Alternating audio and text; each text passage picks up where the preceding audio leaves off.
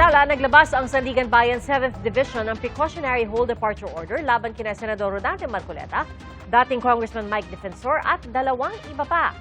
Kaugnay pa rin ito ng reklamong plunder dahil sa pagtanggap umano ni Marcoleta ng 75 milyong piso mula kina Defensor, Joseph Espiritu at Aristotel Baluyot Viray noong 2025.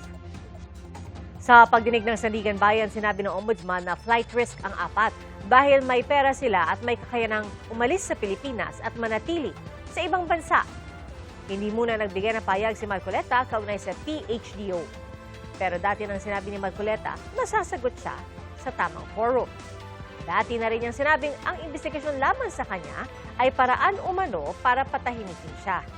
Sinisikap po naming makuha ang payag ng 3 pang individual na inisyuhan ng PHDO.